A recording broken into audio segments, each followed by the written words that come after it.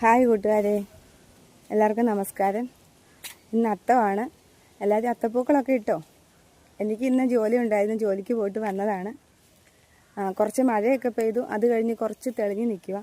ഞാൻ ജോലി കഴിഞ്ഞ് വീട്ടിലോട്ട് വന്നുകൊണ്ടിരിക്കുക. വന്നു കഴിഞ്ഞപ്പോൾ ഞാൻ കണ്ട കാഴ്ച എന്താണെന്ന് അറിയാമോ? എൻ്റെ അമ്മയാണ്.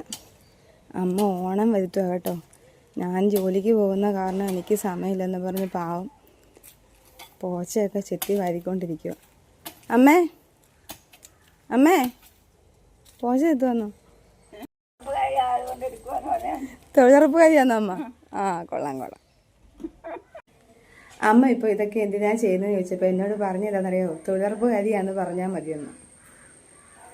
ജീവിത പ്രാരാബ്ദങ്ങൾക്കിടയിൽ കുഞ്ഞുങ്ങളെയും വീടും എല്ലാം കളഞ്ഞിട്ട് ഞാൻ ജോലിക്ക് പോകുന്ന സമയം വീട്ടിലെ കാര്യങ്ങളും മക്കളുടെ കാര്യങ്ങളും എല്ലാം നോക്കുന്നത് അമ്മയാണ്. അമ്മയ്ക്ക് തുല്യം അമ്മ മാത്രം. അമ്മ എന്ന വാക്കിന് പകരം വയ്ക്കാൻ ഈ ലോകത്തൊന്നുമില്ല. ശരിയല്ലേ?